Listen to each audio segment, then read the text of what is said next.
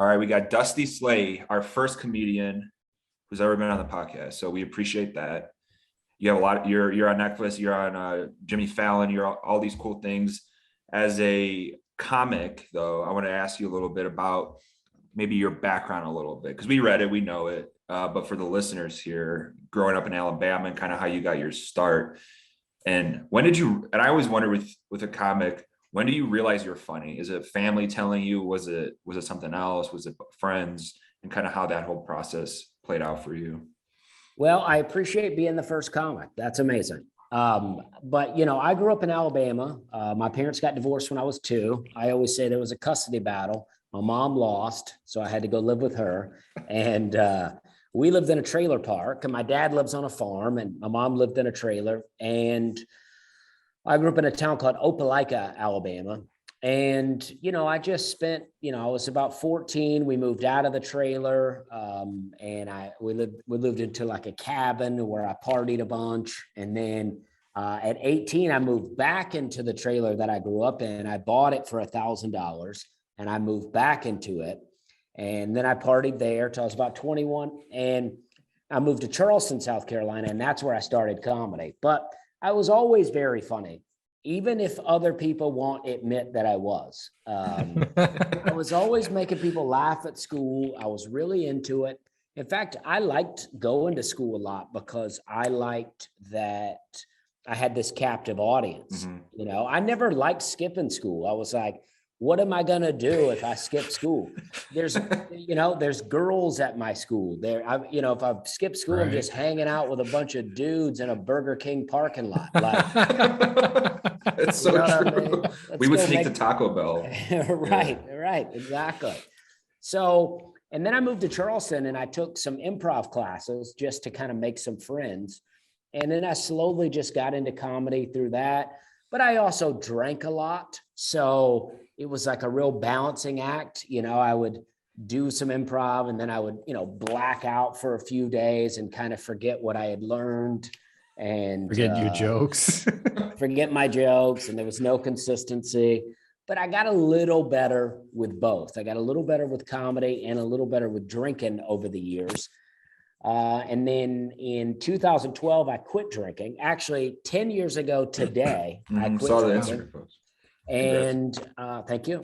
And I got so much better at comedy right away. But I think I needed all that. Like, I needed to have a destructive 10 years to give me some stuff to write about. I needed some experience. And then I moved to Nashville in 2014, and in about 2 or 3 months, I went full-time comedy. Of course, I lived in an attic apartment on the west side of Nashville for $250 a month. I don't think you can find that kind of deal in Nashville these days. Right. And I had a car that was paid off, and I bought it at 100,000 miles, and I put another 217,000 on it, driving all over the country doing comedy for virtually no money. And then in early 2018, I got my first late night on the Jimmy Kimmel Live. And then about 6 months later, I got on the Tonight Show.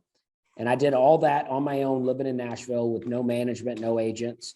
And then I got management and agents from the Tonight Show. And I've had the most amount of job security with comedy you could possibly have since that time. It's a hell of a story. Yeah, quite the journey. And about halfway in between there, at 18, I joined the Army. I forgot to mention that. Wow. I joined the Army. Seems important. Well, I joined and I took the physical, and then my recruiter told me when I got back, he goes, I probably shouldn't tell you this, but I know you like to smoke weed. And he said, in 30 days, you're going to get shipped off and you'll get another drug test. So if you wanted smoke, do it tonight. And then I got arrested that night for weed and alcohol and never made it in. Oh my gosh. Was that in Alabama? Yes. Yeah. Yeah. Oh, they were probably pretty strict back then too, right? With the weed stuff. Oh yeah, it was They probably still intense. are. I mean, it was barely enough weed to do anything. And I got 2 years of probation. I got 9 months suspended driver's license. I got a community service, a lot of fines. I mean, they laid it on me. A criminal. Yeah, I know. A hardened criminal. I know. Oh, I know. I was in jail for a night, and it wasn't too bad. It was a small town, and I knew a guy in there, so it wasn't too bad. A guy working there, or just a guy next to you? A guy in my cell. We had a mutual friend, and then there was another guy down the hall. The high school reunion. With. Yeah. oh, that's awesome. You said you kind of got your comedy start in Charleston. Is there a scene there? Because there are some cities that I think are kind of underrated. Nashville seems to have a decent comedy scene kind of sprouting right now. But like obviously LA, New York, and then Chicago's got a big improv scene. And then cities like Denver, Austin, good comedy scenes too. Was South Carolina like that? Or was that kind of just something you were, fighting through regardless of what the comedy scene was like there?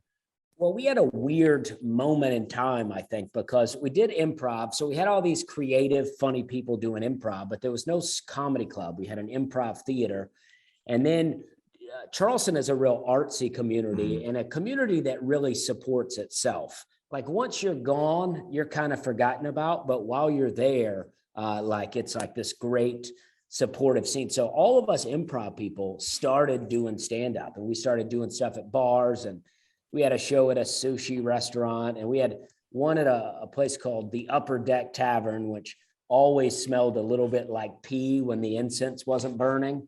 and there was no stall in the bathroom. So, you'd walk in and catch somebody dropping a deuce in there once in a while. And just a gross place. And then we had another one called Big Gun Burger, where I used to bring in a stage that I built in my apartment, and I would set up all the speakers, and I installed a light in the ceiling. So we kind of created a little comedy club one night a week. So we had a fun scene. In Charleston, they still have, the improv scene going, but I don't think there's much of a stand-up scene happening now.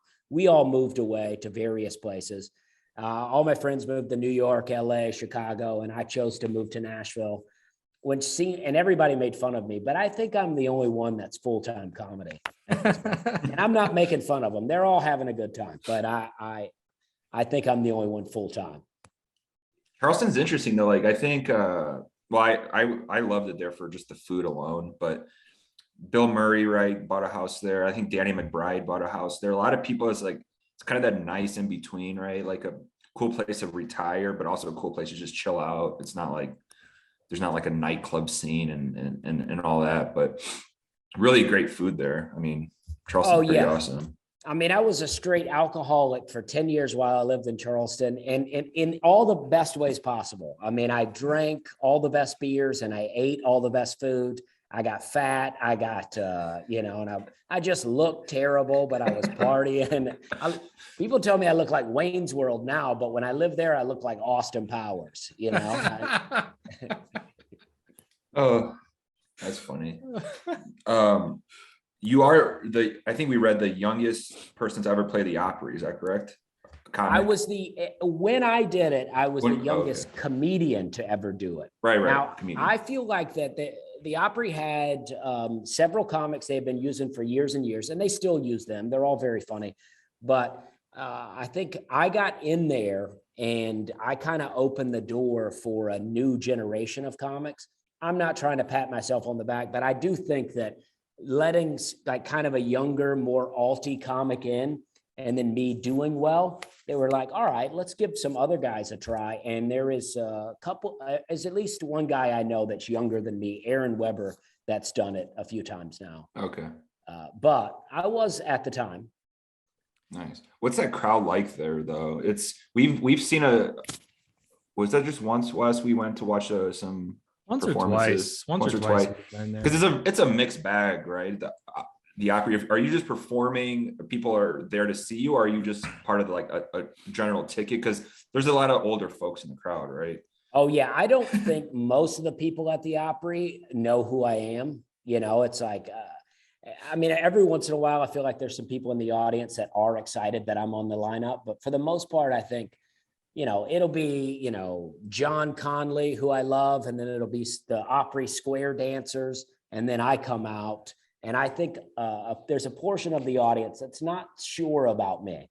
They're like, I don't know about this guy, but I figured out the jokes, at least the type of joke that the Opry likes.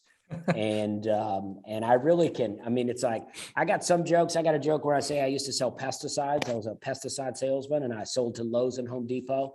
And people would come in there and they would ask weird questions. You know, they're like, I'm looking for something organic. I'd like to kill the insects, but not harm the environment. And I'm like, well, how about a shoe? Right. And that joke has about a 50% success rate, right? Like some audiences don't seem to like it at all. Others love it. But I did it at the Opry as kind of a throwaway joke one time. And I got an applause break and 4,400 people stopping to clap at a joke makes you feel good. And I was like, you know what? I'll keep the joke. I am going to keep it. I actually love that joke. Yeah. Thank you. Sorry, my dog just went nuts too because he was so excited about it. It's a good joke. That dog is like, I get it, man. For a second, I thought that was you. And I'm like, Steve's howling at that joke. He ran to the door here. The trailer park thing, going back to that was where I grew up in Indiana. There was quite a few trailer parks in the town I grew up in. And there's just like a certain like aura, obviously a community within a community, so to speak. Wes said he had some too, and where he grew up. And how do you look back at that? Like, do you laugh at it? Do you go, man, that was like coming from there to where you're at now? Wow, I'm proud of myself. Or do you like to look at it and just try to get as much of a laugh out of it as you can? Because I find it kind of endearing. I've known people that lived in them, and you kind of hear the stories and the wackiness, and there's some shows that involve it, Trailer Park Boys or whatever. But how do you look back at that time growing up there? Well, I think it was a great time. I mean, I loved it. Like I lived there from 2 to 14. We moved out when I was 14. And then when I was 18, after getting arrested, I bought that trailer that I grew up in for $1,000 and lived there for another 3 years. So, I mean, I loved it. I thought it was great. It's like, it wasn't until I reached high school that I started to get kind of self-conscious about living in a trailer, where I was like, kind of like starting to realize that my friends lived in houses and I lived in a trailer park. And it was always the address that got me. It wasn't actually living in a trailer. It was that I had to write lot 8 Moore's Trailer Park down on my school paperwork, you know? Mm-hmm. So I'm like, my address is just like, hey, I'm poor. And, but you know, it is fun. I mean, I like to look back on it and make jokes about it, but you know, it is what it is. Like my mom was single and she had several kids. And, you know, that's what we had to do, but we had a great time. I mean, people weren't, my family is not bad people. I know some people that grew up in a trailer park and they tell me their stories and I'm like, okay, my life wasn't like that. You know what I mean? Like my parents loved me, but yeah, I mean, it's, the trailer park is gone now. I went and visited it and it's like, there's just a couple of trailers there that are like run down and no one lives there. So it's sad to see that. And I don't get to go back and go, this is where I grew up. I get to go back and it's just an overgrown field now. But it is interesting to think that, you know, I used to live in this trailer park in a dirt road on the county line. And now I'm, you know, on Netflix. I mean, it's pretty amazing to me. Mm-hmm. Yeah. I imagine it's a good source of material too. Just like an element of like, there's an element of humor there. Like I grew up in a house. It wasn't technically a trailer, but they brought it in on 2 trucks and they just screwed it together. Oh yeah. Yeah. So when we moved in, we were like, is this a trailer? No, I don't know. Is it? And then, but now even to this day, we still kind of like laugh and make jokes about like, oh, it's getting windy. I hope it doesn't blow over, you know, like stuff like that. Oh, yeah. And so I imagine for you, it's probably just a great source of material with like the stories and some of the kind of humorous elements of living there. Yeah. I mean, when you live in a trailer, tornadoes are scary, but really all storms are scary. I mean, right. Even a little bit of rain can be scary in a trailer. The only natural disaster we're not afraid of is an earthquake, because it's like, there's nothing really to fall on us, you know? Right. Oh man. Yeah. when it comes to the actual preparation for you and your set or your bits or whatever, I know every comic's different. How do you kind of approach that process? How long does it take if you're going to have like, I don't know, 30, 45 minutes or whatever for like a set? Do you have a very specific way you go about it? How do you kind of formulate that? Do you work on your jokes throughout the year? And then, because I know everybody has these different time frames for being a comic, how you kind of formulate it all. Well, for just doing shows, I mean, I typically do an hour every night when I do a show. And, you know, I'll make a set list and I'll write it out and I'll have an idea of how I want the jokes to go. But I know my jokes well enough to where I can, you know, kind of interweave. And my friend describes it like a tree, right? When you're telling jokes, your main set is the I don't know, whatever you call the trunk. And then you riff a little bit. You kind of go out on a limb. Good word. And once it gets a little too shaky, then you bring it on back to the branch, you know? Yeah. So that's what I'll do. I'll tell a joke that I know is going to work as well as you can know a joke's going to work. And then it gets a laugh, and then I'll riff for a bit. And once the riff starts to not get laughs, I just throw up a wave and go, we're having a good time, and then get back into it, you know? But when you're preparing for a taping, it's different because you're like, the people that I'm taping for, they need to know what I'm going to do. And there's not really much margin to move around in there. It's like, they know especially doing a late night, like a 5-minute, I have to send a transcript. So basically when I come out on stage, I need to do those jokes word for word, like I've sent it in. Or what happens? Well, I mean, nothing happens unless it's something they don't like. And I haven't done that, so I don't know what would happen. Okay. I imagine they could go, we told you not to say something like that, so we're not gonna do it. Like the last late night I did, I had a Jeffrey Dahmer joke that I was gonna do, and they were like, nah, you can't do a Jeffrey Dahmer joke on NBC. Come on. And I was like, serial killer jokes.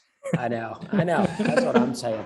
But I thought it was a harmless enough joke, but I get it. And so I just switched it up. But had I gone out and said, you know what, I'm going to do the Jeffrey Dahmer joke. You want to do it? Edgy. Is it a joke you use now, or I'm kind of curious what that joke was? Well, you know, I was standing outside of this bar in San Diego, and this girl comes up to me out of nowhere. And I was wearing different glasses. These glasses are crazy enough, but I was wearing different glasses. And she goes, this girl, pretty attractive, pretty drunk, just comes up out of nowhere and goes, you got to get new glasses. She's like, I don't want to have sex with you with those glasses. And I was not out there looking for sex, you know? And I go, well, what kind of glasses should I get? And she goes, any kind. She goes, those are Jeffrey Dahmer glasses. You're not going to get laid in those glasses. And I was like, well, he got laid a lot. And that's basically the joke. And then I go on with other things, but you know, and I always say, and it's true, the mood weirdly got flirty when I said that. Like, I do think if I was trying to get laid, I could have got laid by that girl, you know? But that's the best thing about being married. I'm married, you know, and it's like, I don't have to worry about stuff like that. You know, it's like, because if you go out to the bar and you're single and you don't get laid, you're like, oh, I'm a loser, right? But if you go out to the bar and you're married and you don't get laid, you're like, I'm a good dude. You know? So true. That's so funny. This is a good thing. It's like, usually I'm pretty like, I know how, like what questions I want to ask, but we tend to not laugh as much. So I'm kind of like, oh wait, what was I going to ask? What was I going to talk about? Because you have it on a hat. It's your kind of like your slogan, right? We're having a good time. You brought that up. If I didn't know anything and I just saw it, I was telling Wes, I go, the way I would think that came about was sometimes if you're in a group setting or something, it gets awkward, and then you just be like, huh, we're laughing. We're like, you just try to make the awkward situation not so awkward. And it kind of, how you mentioned it, is that kind of how it came about, or were you just kind of like tended to throw it in there in spots? I think that's pretty accurate. I mean, I used to do a lot of bad shows, just working the road. I mean, you know, I know it happens a lot with music, but with comedy, it happens too. You just go into a place, it's like, it feels like the audience is not even there for comedy. Right. I'm just up there telling jokes. It feels like the audience doesn't want to be there, and then jokes are bombing, and you just go, hey, we're having a good time. And you just I would just keep saying that enough to where the audience would kind of get into it, where it's like, instead of me going out going, hey, are we having a good time? And making them like cheer, I just tell them, hey, we're having a good time here, guys. And they're like, yeah, okay. Yeah. And then it's like, It loosens up. Yeah, that's what happens to me now. If it gets too awkward, like when I talk about going out on that tree limb and it gets weird and I go, we're having a good time. It breaks up whatever. It's genius. Gets you back to the trunk. Yeah, whatever the audience is thinking, like, oh, this joke's going nowhere. I just acknowledge it. I just go, yeah, it is going nowhere. Have you had a time, I mean, I imagine most comics have, where you just bombed like really bad, where you just stepped out there, ate shit, and you walked off like, oh man, I don't know if this is for me, but it's like a learning experience, right? Yeah. I mean, fortunately that doesn't happen to me too much these days, but I bombed one time in Columbus, Georgia at a place called The Loft. My dad came, his wife, my dad's cousin, his wife, people from their church. And, I had some jokes at the time that I like to call my lotion jokes, you know what I mean? And it was like, and they weren't too dirty, but they were the cleanest kind of jokes like that you could have. And it was doing really well. But that particular night, it just bombed so bad. So if you're doing a dirty joke in front of your parents and the whole audience is laughing, it's hard for them to deny that what you're doing is good, even if they don't like it. Sure. But if it's bombing, they're like, you're just up there embarrassing yourself. And it's just like, so it's like, it was the bomb of the audience on top of having to talk to my dad about it on the phone later, Like, do you like feel the anxiety like as it's happening? Because I had to do some stuff growing up that was not comedy, but like stuff where I was in front of a crowd, like church stuff that was annoying, and then you would like forget what you're supposed to say, and then you just, all the anxiety that goes into your throat, you start sweating on the inside, and then everything is just going haywire in your brain, and your reflexes are going to shit. Like, is that how do you manage that? Is there like a technique to be on top of those moments so you don't just faint? Well, I think like I almost did as a kid. Well, yeah. I mean, I think the thing about it for me is just having so many jokes that I just have in my memory bank, that if I forget one, I mean, I've done that on stage where I go, oh, I forgot how that joke goes. And I'll just say it out loud and I'll go, it's fine. We'll come back to it. Let's get into another. And then you just hit them with another joke. All is forgotten when your next joke gets a laugh. But I did a TED talk about we're having a good time. And I wrote this thing out that I thought was really great, but I really overestimated my ability to memorize. I was like, oh no, I'm fine. A couple of days before, I'm like, no, I'll get it. And I got up there on stage and I got, 2 minutes into it and completely blanked.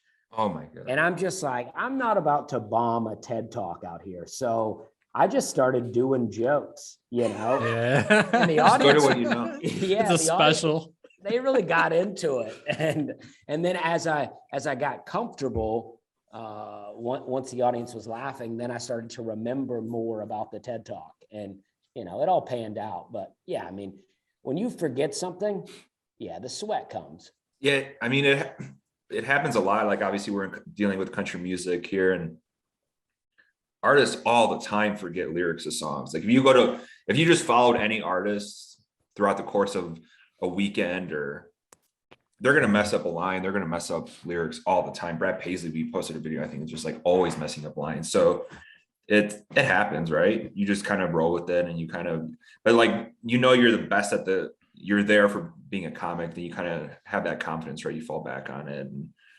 But yeah, I mean, that's what I have to fall back on, is like, it's like I rely on my jokes because that's what I do. But I'm also like, at the end of the day, if the jokes are failing, I'm still funny. So let's just make fun of me not doing my jokes well, and then try to build the confidence enough to kick the memory in gear. Mm-hmm. I mean, there's so much going on. Sometimes I'm on stage and I'm just like, it's going well, but I'm just thinking, what a ridiculous thing that I'm doing. Why is it that people have paid money to sit here and listen to me talk into a microphone, you know? But then I go see live comedy and I'm like, it all makes sense. Yeah. Yeah. Who are some of your favorite comics right now? Oh, right now, oh man, it's hard to say. I mean, I feel like I've watched a bunch of dry bar comedy, and there's so many funny, like that's like the super clean comedy, which I do like because I'm relatively clean, but I like to be clean with a little bit of an edge. Nate Bargatze is a Nashville guy who's very funny. He's one of my favorites. I mean, Aaron Weber, Brian Bates, they all do the podcast with Nate, and all very funny, all favorites of mine. I watched, I mean, my favorites when I got into comedy were people like Mitch Hedberg, and I had a Steve Martin album called Let's Get Small, super weird, but really fun. I like, there's a comic called Neil Hamburger that I like a lot.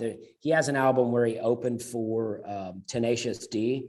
It seems like he's bombing the whole time, but is loving the bomb. Like the audience starts chanting, "You suck." And he goes, "Yeah, I sucked the money right out of your wallet." And it's just so good.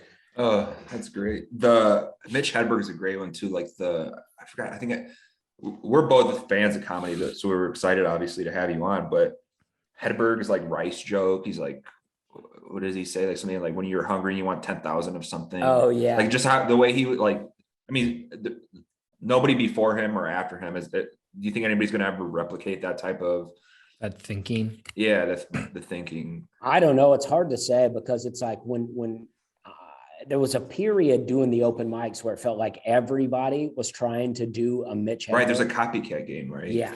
But it's no one does it like him. But, I'm told that in, Mitch Hedberg's day working the clubs, he used to bomb all the time. Yeah. It was just, It's hard to judge. Yeah. Yeah. He found a real following. And I like the album Strategic Grill Locations where they play the bass in the background.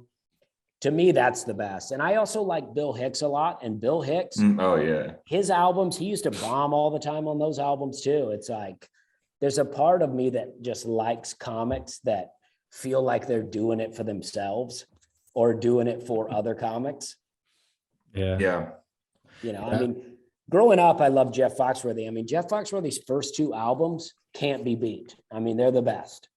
But, he does a lot of family stuff, and I feel like it's comedy for older people now. Mhm. I still am a fan. I'm working with him next weekend, but it's like the first two albums can't be beat.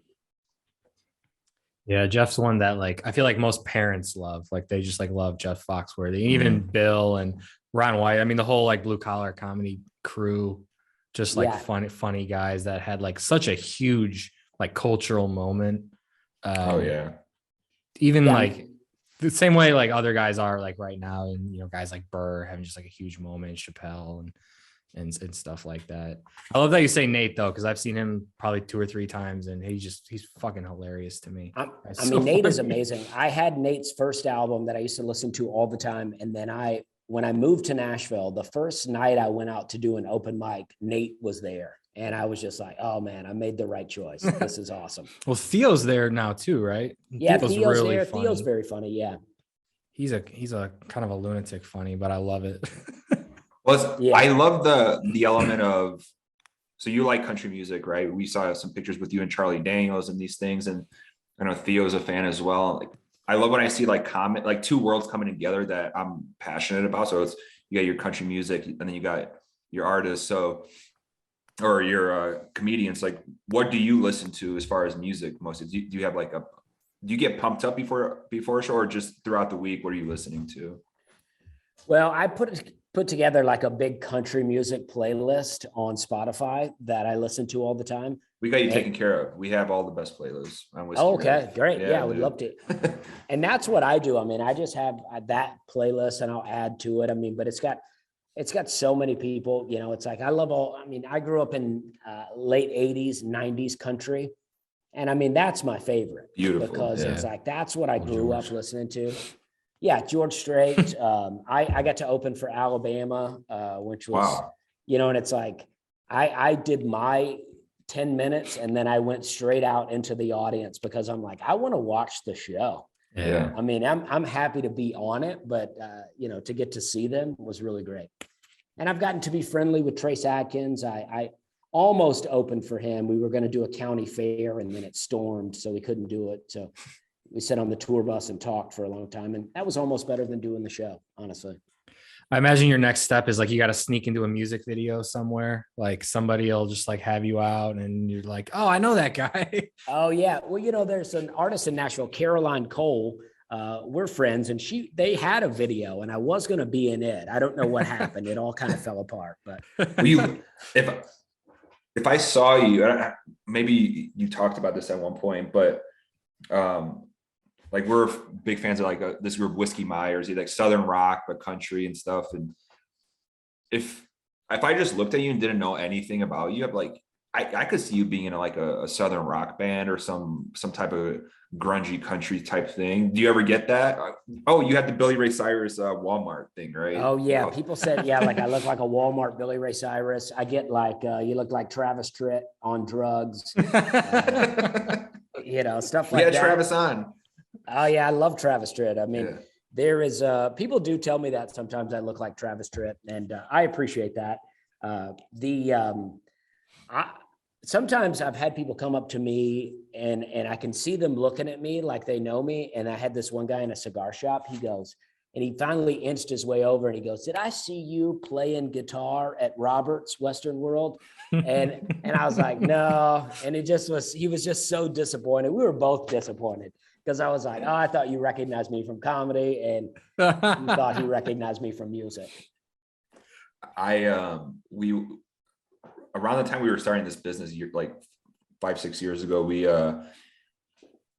told the story before on the podcast, but we went to a Kenny Chesney concert and Old Dominion opened for them. They seem like nice guys, but not our cup of tea as far as the music, whatever. But we're like in the pit, like on the floor level.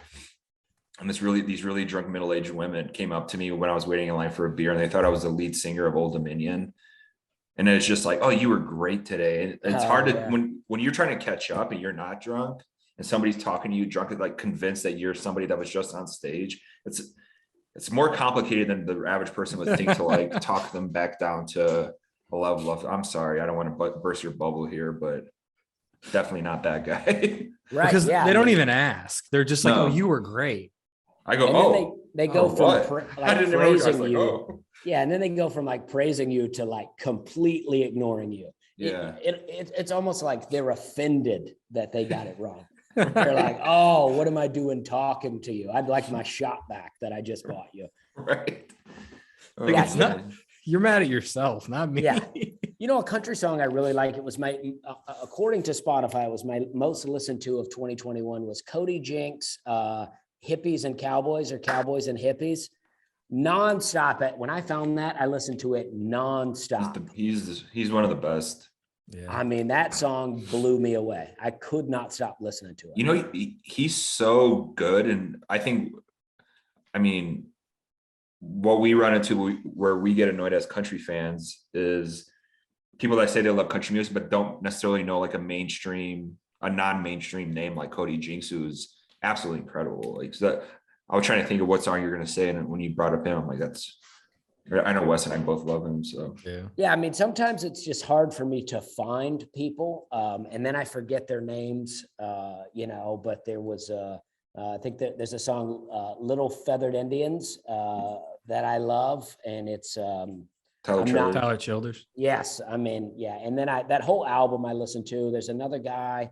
Oh man, I wish I could just come up with these names right now. But Wes is making was making the playlist mostly, so he's the guy to talk to. No, but we have great playlists on Spotify. If you're on Spotify, or I don't know, Apple Music, we got Apple Music as well.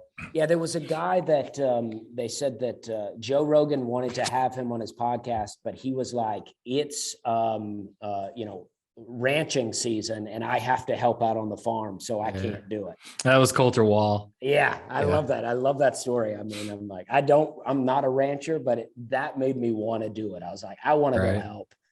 Yeah, Coulter's Canadian. He's a young guy too. He's like 23 or something like that. But he goes down to Texas and ranches during, I think, the summer.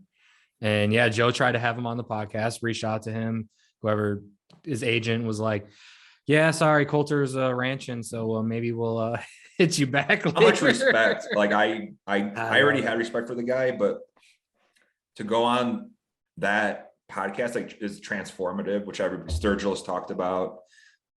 To be like, one day, but not right now. And yeah. He sounds like what did somebody say, Wes? Like a 50-year-old guy that smokes 6 packs of cigarettes a day, but he's like 25 or something. Yeah. Very unique talent. Like that doesn't come around very often. So you got good. Our Yellowstone playlist that Wes put together has like 110,000 followers on Spotify, and it's all the music from the show Yellowstone, which had all the best. Like these guys you're all talking about, we're all kind of like they only play like legit country music. So, are you a Yellowstone fan?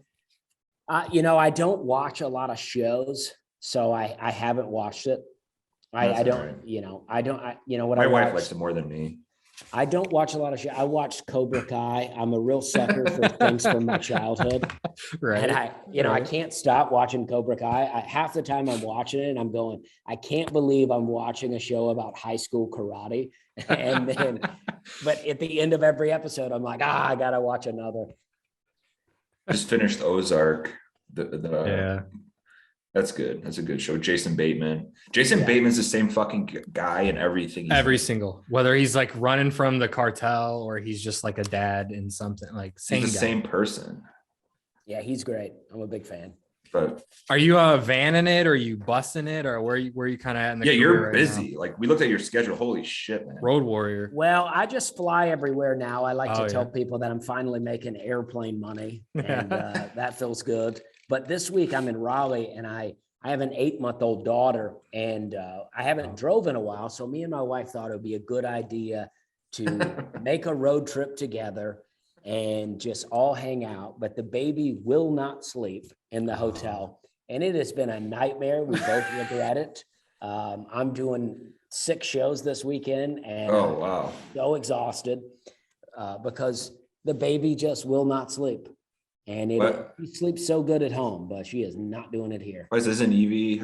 How old's Evie? Mine's 4 months. My little girl's 4 months old. Oh yeah. And she kind of hit that 4-month regression a little bit, but she was sleeping well. And then now she just screams. She's not even, her eyes are closed and she's screaming in the middle of the night. Like it's not even sad, or it's just like a dream or something. Just like yelling. I'm like, well, shut the hell up. Like, I mean, our daughter on this trip will sleep for about 2 hours, and then that's what she does is screams. And I keep jumping out of bed like it is just, and there's no way to end the nightmare. It's like we just have to ride it out. Oh yeah, mine's like 1.5 years. He's a little boy, and last night at 3:30 in the morning, he woke up screaming. And my wife tends to be more panicked. I go, wait. Yeah. I go, it's a dream. And then within 3 minutes, he's back sleeping. But just now was supposed to be his nap. He didn't nap at all. So she took him sledding, but all the snow is melting here in Colorado and it's wet. And you just got to like try to, because then they start going nuts. I know. When they don't nap, when they're a little older, they literally like loopy. They're just like weird. Like they're like drunks. They're like little drunk people. Yeah, that's exactly. My daughter kept passing out. And it's like the moment she realized she was passing out, she's like, oh no. I love it. I'm 39 and I'm have my first baby, my first 8-month-old baby. And it's like, it's amazing and I love it, but it is real work. It never ends. Right. You don't get to go, you know what? I'll not be a dad today. Right. Right. Oh yeah. Oof. Well, and then even like, there are like certain things that I find myself kind of being like, not like resenting, but I'm like, God, I just love to go to a fucking bar for a couple hours. And it's like, or just sleep until like 8 a.m. on a Saturday. Right? Like maybe no more. Like at how old can you like take her somewhere? It's like, can we bring her to, Steve lives in Colorado. I live in Chicago. I'm like, can I put her on a plane? Do I really want to deal with that? And it's like, it'll be okay. And it's like, No, it won't. It'll be a huge pain in the ass. Yeah, I mean, my daughter sleeps so much better at home than she is in the hotel that even my wife wanted to come just so she's not having to, do everything for 4 full days. Right. And she's like, I would have gotten so much more rest had I just stayed home. Right. Totally. Right. But it is what it is, and hopefully, hopefully some jokes come out of this. That's the Oh, I great thing think about so. comedy. Yeah. I think some jokes, definitely. I do want to ask you about, before we start wrapping up here, the comedy world, but like the TV world, like lost Bob Saget. We actually met him at a country concert in Chicago. He was one of the nicest guys. I don't know if you've ever met him or not, Bob Saget, but I had a question because of his style of kind of comedy, which a lot of people didn't even know he did stand up kind of there towards the end, but he was super, super dirty with some of his jokes, which I found hilarious because we grew up with this Danny Tanner vision. All-American Dad. Yeah. And then you watch him in The Aristocrats and it's just like the dirtiest joke of all time. Is clean comedy versus something like a Bill Burr or whoever. Joey Diaz or yeah, something. like the really how does that, is that like a conscious thing? This is just more my style. Is it like, no, I think I just find a better hook or whatever when it's cleaner, or I've always been really interested because Sebastian is another guy that we were fans of, we are fans of, and pretty clean, right? Yeah. So I'm just really interested in how that works with this. Well, I did meet Bob Saget one time. I worked with him on a TV show called Nashville Squares, which is the CMT version of Hollywood Squares. And we had a nice interaction, and I thought he was very nice and very funny. But that's not my kind of comedy at all. But I do think there's different, degrees. Like he's like extreme dirty. But, Chappelle's dirty, Bill Burr is dirty, and I love that. I mean, I love Bill Burr's comedy. At least, people, when they put out a special every year or multiple times a year, I just feel like it's not as good as it could have been if they had given it more time. But some of Bill Burr's early specials are the best. Killing Them Softly by Chappelle is one of the best specials of all time, I think. And Sebastian is one of the funniest people to me. I've watched a couple of his specials recently. I had a friend growing up, his dad was Greek, and Sebastian reminds me of my friend's dad so much, and it just makes me laugh. But for me, I used to be a little dirtier than I am, but I never felt right. I'm not really a dirty kind of person. That's not who I am. But I'm also not Danny Tanner, right? So I like to find a nice in between where I like to just call it relatively clean. I like the kind of comedy that a 20-year-old person could bring their parents to and no one's embarrassed, or a parent could bring their 20-year-old kids and not be embarrassed. And it's like edgy enough for younger people to like, but clean enough for your grandmother to, be into it.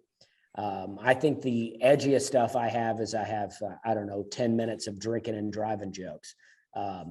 It's because, I was I don't know if I was an alcoholic or not, but I was a binge drinker for 10 years and I drove drunk all the time. And I'm not for it, but it was fun, you know what I mean?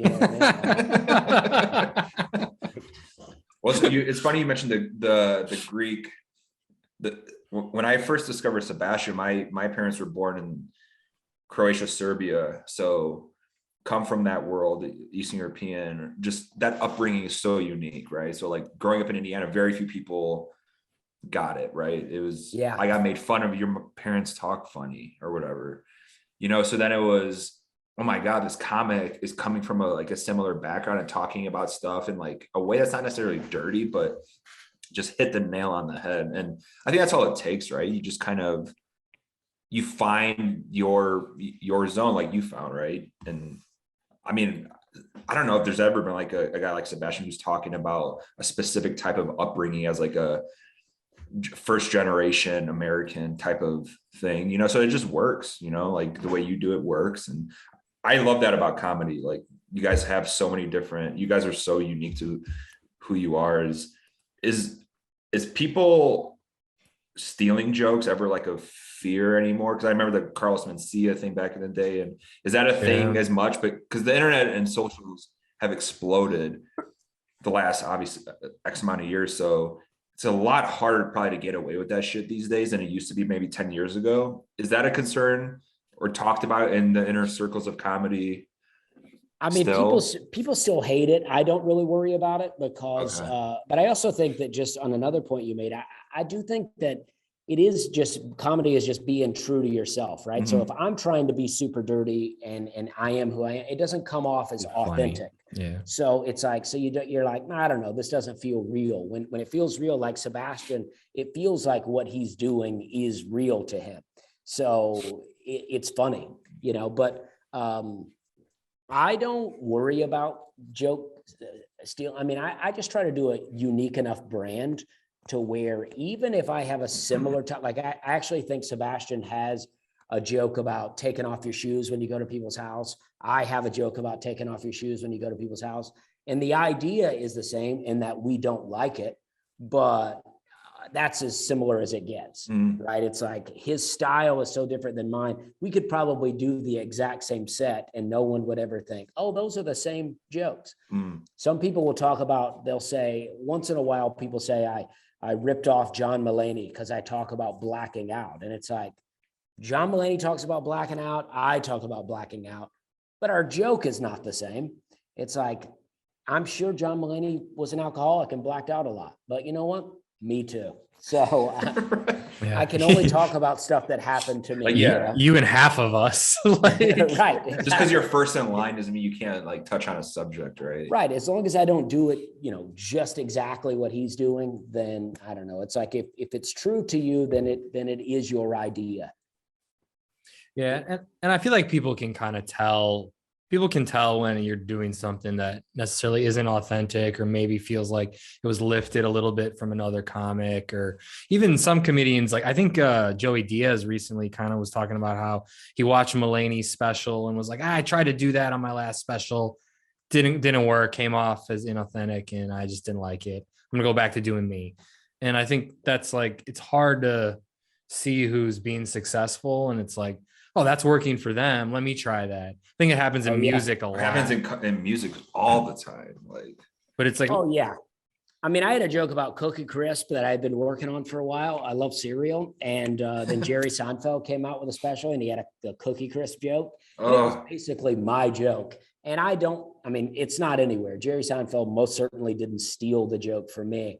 But now it's like, all right, I gotta abandon the Cookie Crisp dream, because that is that kind of, on one end you're so pissed that you didn't put it out first. On the other side of it, you're like, me and Seinfeld are kind of thinking the same way. It makes you feel pretty good. Yeah, I think so. I mean, I think there's always the element of, oh, I wish I'd thought of that, or, oh man, that's my idea. And you kind of just get rid of it. Or, I mean, it's just the nature of it. Or you figure out how to make it more unique to you. It's like, everybody's got weed jokes. I mean, I got some weed jokes right now where I talk about how weed is a lot stronger than it used to be. And then I was listening to a Cat Williams album, and and this was years ago, and he has a joke talking about it. But my joke is nothing like his. And, we have our own experiences, and, you still smoke? I know you said you quit the drinking, but yeah, I do a little bit, but my whole take, my jokes that I'm doing right now is, it's like, weed is almost like too strong to be enjoyable. I like to say I've done weaker acid than the weed that's out there today.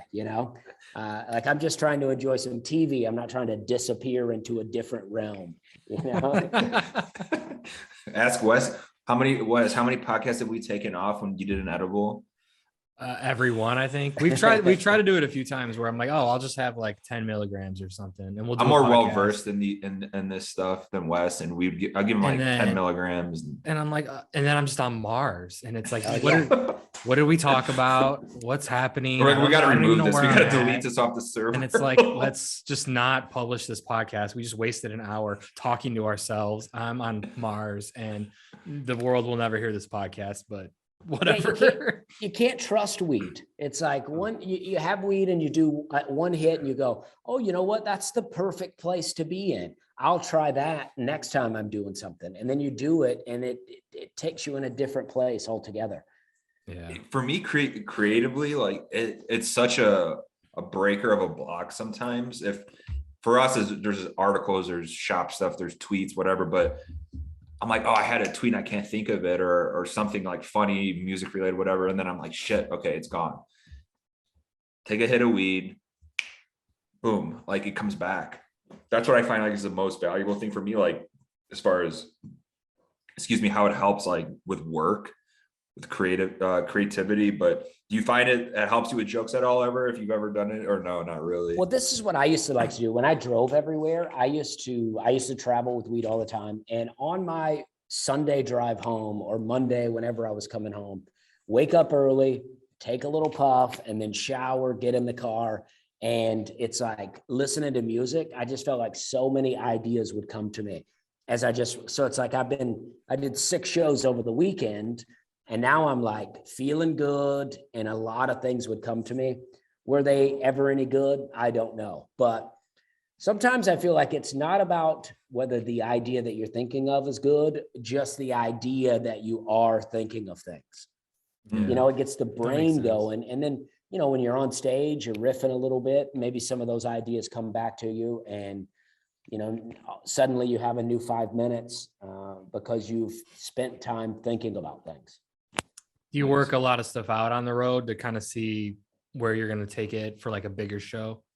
It's really the only way I do it now. Sometimes I'll write down an idea, but I just start riffing about something on stage. I just go out on that limb as far as I can take it, and then hopefully find some pieces in there that I like. And then, like this weekend, I'm doing 6 shows. So it's like I had a new bit last night that I worked on about toothpicks, and I'll work on that all weekend. And then hopefully by the end, I have a toothpick bit. Well, we love it. If you want to tell the people you're on Netflix now, where they can find you, and then we're going to be on the road before we wrap up here. Well, I'm on Netflix The Standups season 3, but I think if you just go into the search bar and type Dusty Slay, it'll come up. Yeah.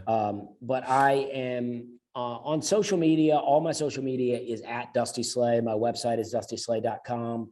I'm in Raleigh all weekend, depending on when this airs. I'm in Raleigh all weekend, and next weekend I'm in Asheville, North Carolina, and in Atlanta at the Fox Theater. I'll be opening for Jeff Foxworthy.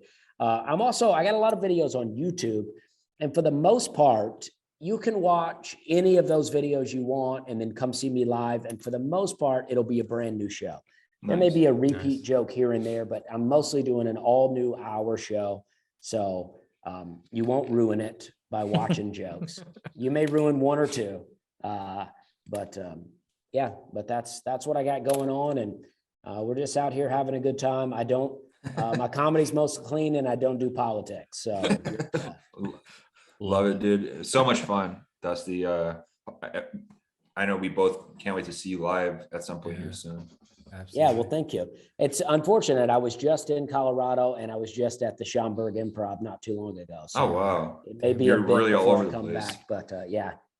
Absolutely. Awesome. Thank you, man. Appreciate Yeah, it. Thank I you, appreciate Dusty. you guys. Thanks for See ya. having me.